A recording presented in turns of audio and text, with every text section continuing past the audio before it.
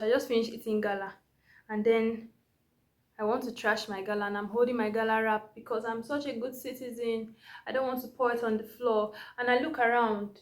I've walked and I've looked around. There are no trash cans. I've walked for 5 minutes. I still see no trash cans. And I'm like, okay, I'm going to put it in my bag. And I hang my school bag. So somehow there's a net pocket just by my left side. And I put the gala wrap there. And I'm thinking, I'm such a good citizen. And I take that gala wrap home and I still walk for 5 minutes before I get to my house and there's no trash can. What am I supposed to do in such a situation? Cricket sounds. You see, while we still try to be good citizens, we love our environment, we care for our environment, there are no trash cans.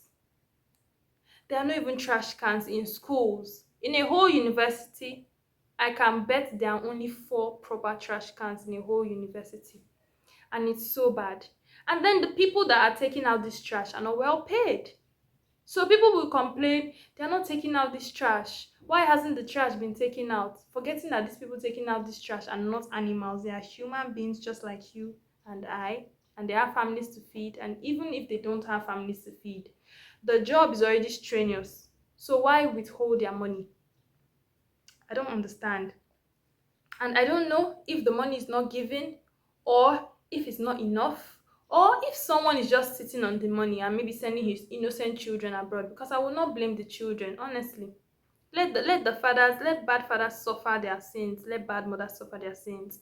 I will not blame the children because most of these children don't know. Like, oh, your daddy is a monster, your daddy is a wicked man, he doesn't pay them. But to them, oh, daddy's back, he's buying ice cream, oh, daddy just sent me money to make my hair. So it's a very complicated situation. And then even when you try to bag the trash, okay, you've tried to bag the trash, you've put it in the trash can, the scavengers looking for iron will still come and pull it open and scatter it everywhere. Like, that is not enough. They do that more than once and they do it over and over again, forgetting that the people packing those trash are human beings and trash smells. I mean, already a small basket of trash. Even if this book is open and it's full of trash, it's going to smell. Now imagine something as wide as full of trash. A city is full of trash. And even in the so-called big cities and in the towns of those so-called big cities that there are no trash. As long as there's trash in your city, there is still trash. Even though there's no trash in your area because it's clean and reserved for the rich, the city is still trashy. You're not safe from the problem because it's not inside your house. It's still trash. It still goes into the environment. It still pollutes the air. So what can be done, really? Because holding your trash is not enough. Okay, you've held that trash and you've come home and you've put it in your home dustbin. Are you not going to take that trash out? You are. Where are you going to dispose it? And where you dispose it, is it even going to be packed? Is it going to be burnt? Is it going to be taken care of? No. So what do? We leave the area smelling. And then you clean your house. You've cleaned your house, you've washed your feet, you've done your face masks and everything. And then by 3 a.m., Charles the rat comes and visits you. He's in your kitchen, you're hearing the pot, and you're like, gosh, I cleaned this house. But it's not even your fault. And there are flies everywhere because there is trash everywhere, and it's not your fault. It's not like you're a dirty person, or the city is dirty. Okay, I feel like if Batman comes here, he'll run away. Honestly, if something bad happens and Batman wants to come and save the city, it's going to be too smelly for him to stay. And now imagine this happening in big cities. How much more the extreme rural areas? When I say extreme rural areas, I'm talking Bayelsa, where there is flood.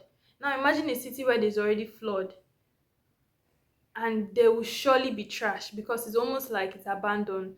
So what is going to happen to the people? These people are going to be, God forbid, I hope not, but it's inevitable.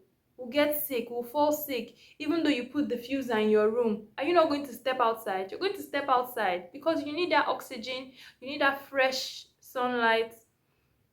And I even wonder how the sun is still shining. Because if I was the sun and I come out and I see trash, I'm going back to my room. Honestly, I mean, heaven is beautiful. Why will I have to come out and look at this ugly city? So even when we say, oh, we need to try, we need to hold our trash, but hold it at what cost? What can be done and what can you do to help? I was thinking of what we could do to help, and I was like, okay, maybe we could do community cleaning. But once you start that thing, it becomes your job. The government will not touch it again. So imagine carrying a burden. The act of living, making decisions for yourself, is almost like a burden. Imagine now taking that burden upon yourself to clean the community when you know how people can be. You hear things like, hey, busy body, oh, no, nobody sent you to start am before now. You know, no, say this kind of thing will happen. You know how people can be. People just really never have one mind. Even though they say yesterday, oh, what you're doing is so great. I love that you're keeping our city clean. The government will never. Tomorrow they will say, nobody sent you now.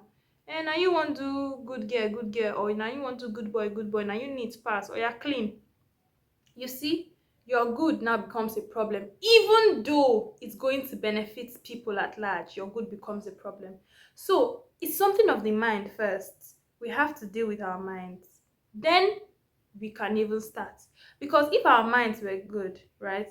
And then the community actually comes together the same way Amaka and John and Linda joined and beat each other because of Benga. That's how we can still use that energy. Instead of fighting or gossiping or lying down in the hostel doing nothing, we can use that one mind, that energy, and take the trash out and make the city our own and make the community our own. Because if the authorities don't care for it, who will? Really? So let's try to do what we can. And where our hand no reach, abeg no put hand. Because even Jesus was crucified, how much more you and me? But as always, Jisike.